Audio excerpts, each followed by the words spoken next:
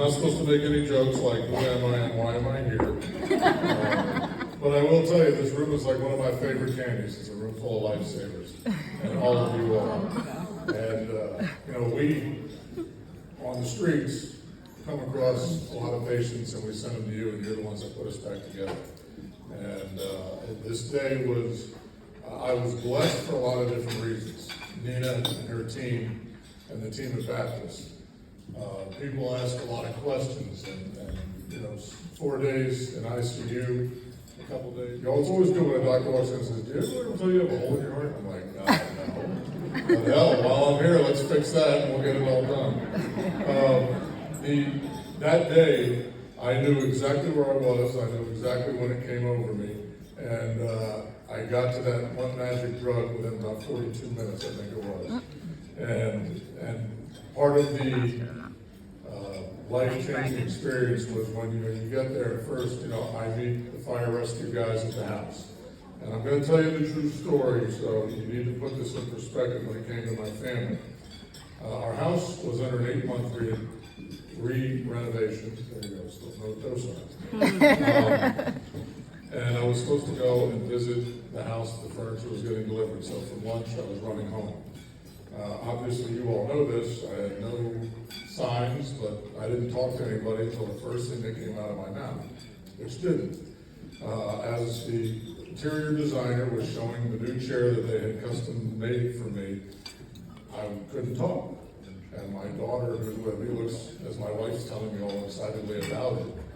And they're saying, the interior designer turns around when I can't say anything and walks away crying, thinking I don't like the chair. At which my daughter goes, "Dad, are you okay?" And I realized I couldn't talk. And then my wife immediately started to scold me for being freaking rude. At which point I said, "No, I think I'm having a stroke." Long story short, fire rescue from Miami-Dade were there. Both, obviously, couldn't tell you what day of the week it was, what my date of birth was. Having been on the other side as a first responder, it's really frustrating as hell. And you all know that. Certain things, so we get there, my wife, who also is in government, calls, as you know, we call the Coral Gables Fire Department, our brothers and sisters got me there. But I have to tell you, some of the times when I really felt I'm going to be okay was when I was backing up to Baptist and I saw the coats, the jackets, and Nina's standing there and she's she goes, "Mr. Hudak, Mr. Hudak." Now, nobody with this job, nobody ever calls me Mr. Hudak. She pulled her mask down, obviously, and I felt good. They got my family in. The first CAT scan we did, we knew what it was. I still couldn't tell you feather. Nina was there by my side the whole time, as was the rest of the team. They bring in the doctor on one of those max headroom type TVs with a camera, and I'm like, okay, this is fun. And then some of the life lessons that we learned, and I think this is a conversation I've had with many of my employees, is a lot of people don't realize the legal ramifications. You can't make decisions for yourself. Now, I pretty much knew I needed the TPA.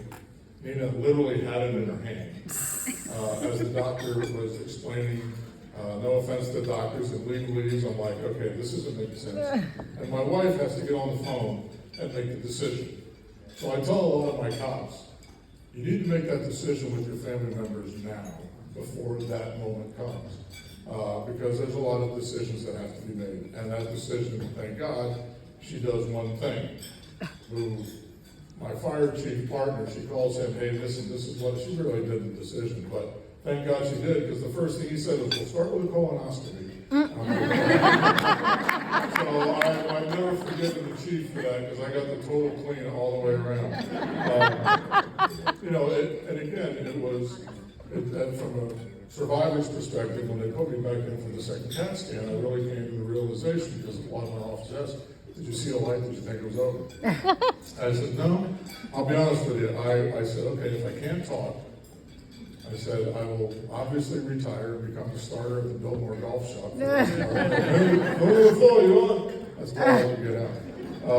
But again, I think some of the lessons I've learned, and I've talked to many people throughout, has been, whether it be medical personnel, probably not you all, especially in this area, but firefighters, cops, athletes. The first thing we want to do is, we'll sleep it off, we'll be okay.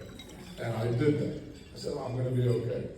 And you know what? We're not. And that golden hour is really a golden hour. And when you just kind of throw your hands up to God, and God touches you with stroke unit personnel and the ICU people, especially in the middle of coming out of a pandemic. Yeah.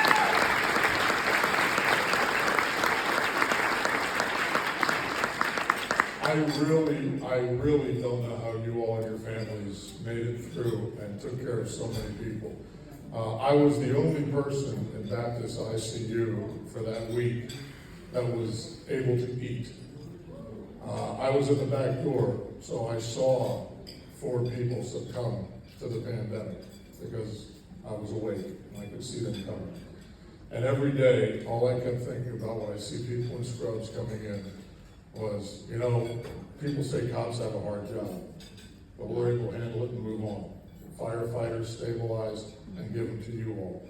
And everything that you have done on really what people don't understand what a stroke is, about what it takes and how debilitating it can be for certain levels. So every week when I go to church and I see other people that have been affected because either they waited too long or it happened at night, I realize the blessings I have.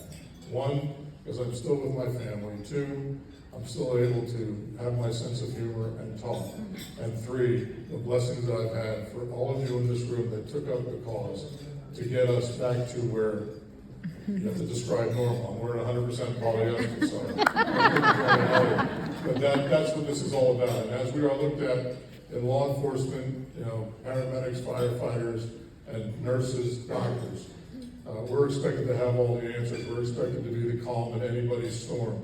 And when you're in the middle of that storm and you think you're ready to go, when it affects you, you have to rely on somebody else. And for that, I'm eternally grateful for all of you for taking up the cause, no matter what it may be, to help people like myself survive full and happy lives because we listened to you and you were there and ready. So thank you all very much, and I'm very honored.